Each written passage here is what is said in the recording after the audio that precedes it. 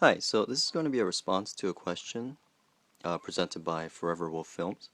Why are you an antinatalist? And due to the nature of the question, this will be slightly more autobiographical than the other uploads. So my general view of life has pretty much always been that when we die, that's the end of us, at least of the individual consciousness. So there's no paradise or blissful situation awaiting us, and so on. Well, this sort of view or set of views is obviously disagreeable to many religious believers, disagreeable in that it deprives human beings of hope for something better, and allows only for this finite and inadequate existence on earth.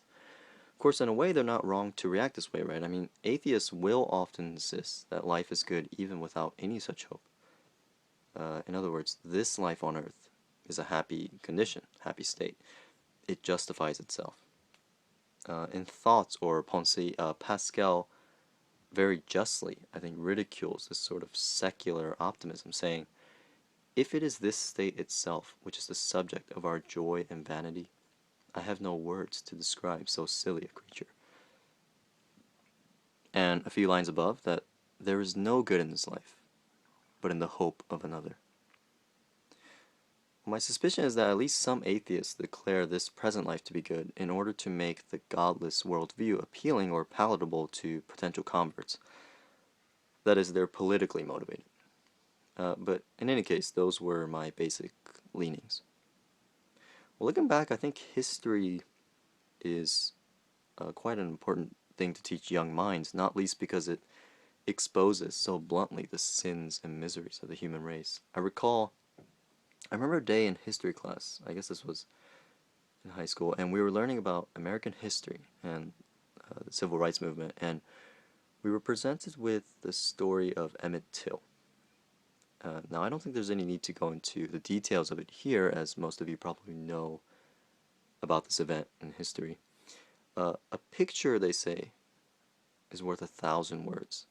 Well, the image of Emmett Till's open casket, made a statement that cannot be uttered in words. The first time I saw it, I quite literally had to turn away from it.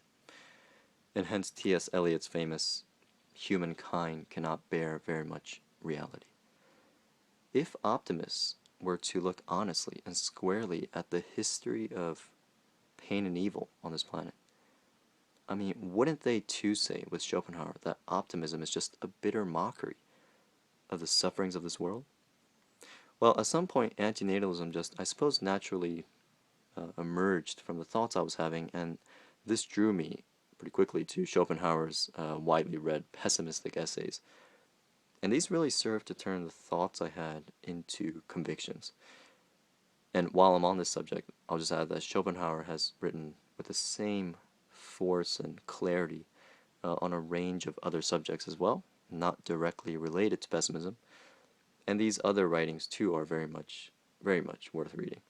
Schopenhauer, as we know, did not have any physical children, yet I don't think anybody can deny that they nevertheless produced children of a spiritual or intellectual sort. In Symposium, Plato says something along the lines of, those whose creative instinct is physical beget children, but those whose creative instinct is spiritual conceive spiritually. That is, they conceive thoughts and reflections, knowledge and virtue. I was also pleased and excited to see a contemporary philosopher defending pessimism and antinatalism, namely David Benatar, whose arguments have also shaped a lot of my thinking on this issue. So, why should we not create more life? Well, essentially because it seems to me that while pain is a problem, the absence of pleasure is not as such a problem. So, when we say that something is a problem, we imply that it needs fixing. It needs attention. Something needs to be done about it. And conversely, if something is not a problem, it can be left alone, right? Nothing needs to be done about it. And so essentially what I'm claiming here is that pain demands our attention, whereas the mere absence of pleasure does not. And I think most people already accept some form of this, since Almost no one, to use Benattar's example, regrets the absence of pleasure on Mars, for instance. Let's just assume that this is true of Mars. No one seriously thinks, as regards the absence of pleasure on Mars, that we really need to do something about that, right? No one really thinks that. Whereas if on Mars there were some easily or potentially stoppable genocide going on, we would, or many people would think, we need to do something about that. It's a problem. So you could call this a sort of negative hedonism, insofar as what counts or matters on this view is minimizing pain only and not maximizing pleasure. But even if we were to grant that minimizing pain and maximizing pleasure matter equally, though I find this very doubtful, empirically it's obvious, I think, that life nevertheless contains much more pain or unpleasantness than pleasure or pleasantness, such that life is almost always going to be a net negative or net harm. Now, this is very counterintuitive for a lot of people, but I think it's easy enough to convince ourselves of it. I mean, maybe the easiest way to gain some insight into this is just to pay close attention to and really notice every sensation you're having at this moment, right now. Now ask yourself this question, whether you feel more pleasantness or unpleasantness. But in case this seems insufficient, just consider the past few days, and then ask whether you would want to experience these days again in their entirety. I think the answer to this is obvious.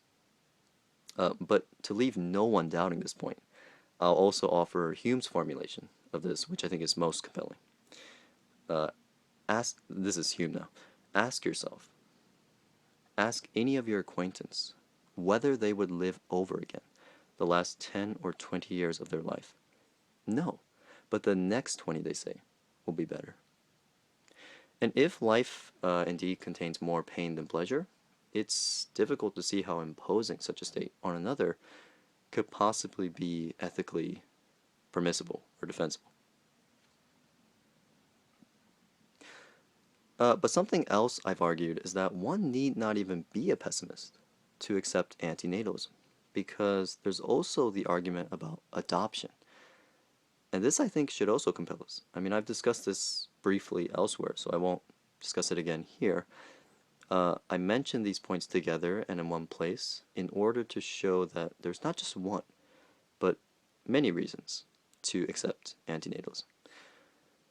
And for those who reject ethical hedonism, in other words, for those who think pain and pleasure is not all that counts, I've addressed this point briefly in the previous upload, Antinatalism and Hedonism, and so I hope what I said there will answer your questions. So I want to end all this by referring to a principle expressed by someone named George E. Nichols, who apparently knew and worked with the inventor of Murphy's Law, that I think can serve to sort of sum up the antinatalist position. And that's this: avoid any action with an unacceptable outcome. Avoid any action with an unacceptable outcome. Right? This, I think, needs no explanation. So that is all for now, and thank you again to Amanda for the important question, and thank you all for listening.